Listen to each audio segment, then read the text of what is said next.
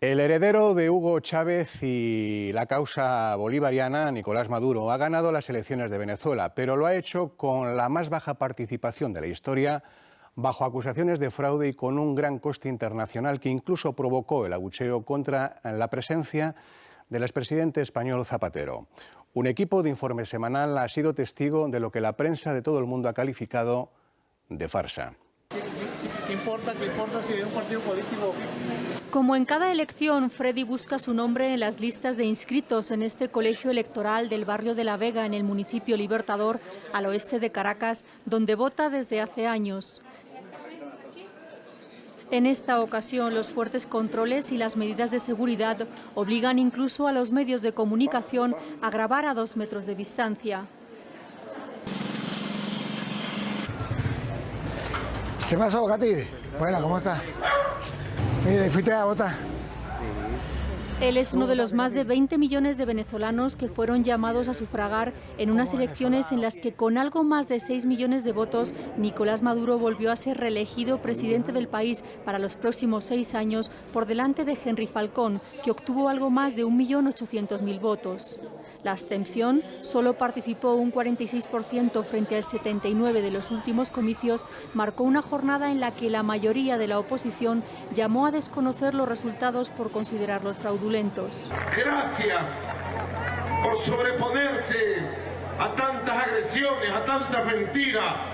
Gracias por acompañarme en tantos combates y gracias por hacerme presidente de la República Bolivariana de Venezuela para el periodo 2019-2025. Gracias, pueblo amado de Venezuela. Maduro fue proclamado presidente en la sede del Consejo Nacional Electoral y después juró su cargo ante la oficialista Asamblea Nacional Constituyente y no ante el Parlamento, como establece la Constitución, porque lo considera en desacato. Ante toda la patria, ante Dios, juro cumplir y hacer cumplir nuestra Constitución bolivariana. Rafa, permiso. Epa, Rafa. ¿Cómo estamos? ¿Toda la vaina? Sí, ¿no? ¿Ya votaste ya? Ya vengo de votar. Poca gente votando, poca gente. Como cada domingo, Freddy acude a comer a casa de su hermana y de su cuñado. Calentando una agüita, porque voy a botar esta soya vacía. Sí. No, aquí allá está caótica. La nevera últimamente, nos dice, no está muy llena. El sueldo mínimo del venezolano se sitúa, afirman los economistas, en los 35 euros en el mercado oficial, mientras que en el paralelo no supera los 3 euros. El control por parte del gobierno del cambio de divisas favorece la reventa de productos básicos. Bueno, mira, a veces salimos sin desayuno y llegamos a veces nada más que a cenar, o a veces nada más almorzamos y nos acostamos sin cenar. Para que el niño los niños puedan comerse una arepa, nosotros tenemos que dejar de comernos una arepa. Como comernos un plato de arroz solo, porque no hay, para un huevo vale 50 bolívares. Están matando de hambre al pueblo, pues. Y entonces nos quieren estar dando una bolsa de comida mensualmente.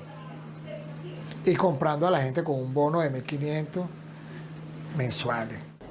Esas ayudas económicas fueron denunciadas por Henry Falcón y Javier Bertucci, candidatos contrarios a Maduro, que acusaron al presidente de ventajismo al violar los acuerdos preelectorales firmados por los participantes en el proceso y pidieron la repetición de los comicios. Este punto rojo es el registro de todos nosotros los revolucionarios. Nosotros queremos saber, pues, quiénes son las personas que vienen a ejercer su voto por el poder popular y la revolución. Fue una total violación a los derechos electorales y a lo establecido en la ley orgánica del poder electoral, porque estos puntos rojos son espacios en los cuales se utilizaba el chantaje y se dan unos incentivos económicos para votar en torno al gobierno. Y esto está totalmente prohibido tanto en nuestra Constitución como en nuestra ley orgánica. Para nosotros no hubo elecciones. Hay que hacer nuevas elecciones en Venezuela.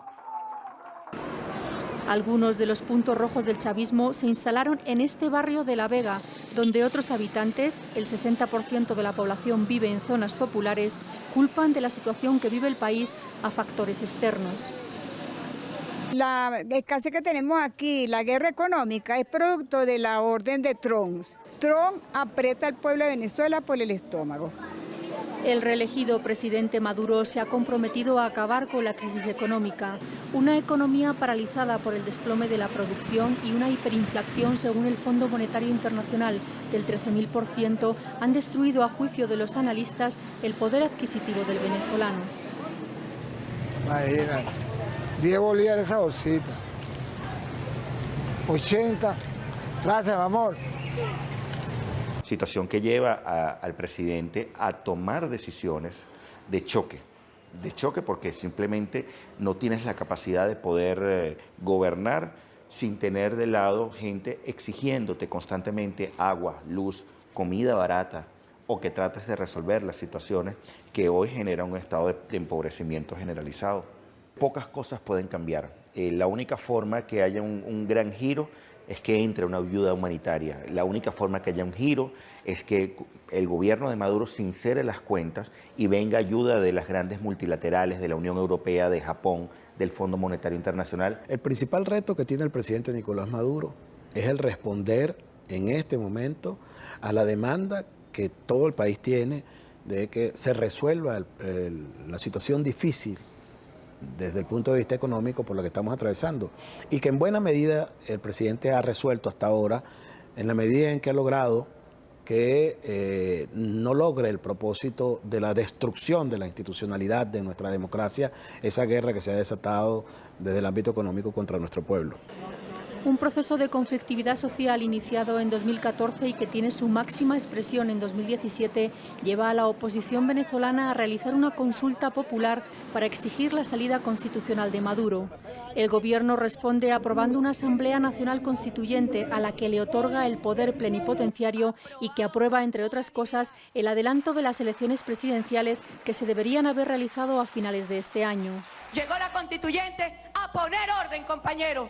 Llegó la constituyente a traer beneficios para el pueblo de Venezuela. Hoy Maduro está obligado a ver si satisface al grupo que lo acompaña de mentalidad capitalista al modelo chino, o si satisface al grupo que piensa como la Unión Soviética, ese comunismo cerrado, controlador. Lamentablemente no tiene forma de satisfacer a ambos grupos, y la marcación que te está dando hoy el precio del petróleo, la caída de tu producción, te lleva literalmente a frenar, a pensar qué puedes hacer para darle comida a la gente, como has venido haciéndolo durante los últimos años para mantener los esquemas de lealtad hacia el gobierno. La situación de los considerados por la oposición presos políticos volvió a salir a la luz al hacerse público un vídeo grabado por los internos en los calabozos del Servicio de Inteligencia, en el que denunciaron los tratos inhumanos que reciben. ¡Que vengan la cara a esta mazmorra en donde matan gente y violan los derechos humanos de todos los venezolanos que estamos aquí! Maduro se mostró abierto a que algunos reciban beneficios procesales. El presidente Nicolás Maduro ha llamado al diálogo social. Por su parte, el grueso de la oposición, que no participó en los comicios por considerarlos fraudulentos, ha anunciado nuevas actividades de protesta en la calle. Países como China o Rusia han felicitado a Maduro, mientras que una gran parte de la comunidad internacional, incluida España, ha desconocido los resultados.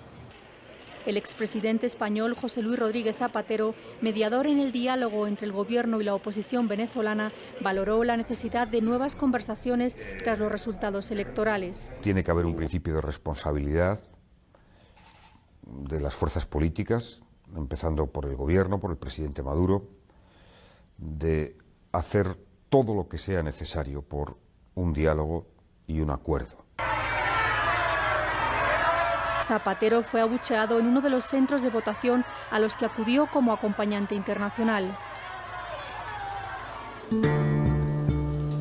Queda por saber ahora cuáles van a ser los siguientes pasos de los actores políticos. El grueso de la oposición señala seguirá reclamando con el apoyo internacional elecciones libres. La otra parte, la que se desvinculó de la mayoría y se presentó a los comicios, actuará de interlocutor ante Maduro, y el presidente tendrá que hacer frente a la crisis y a las sanciones que puedan venir.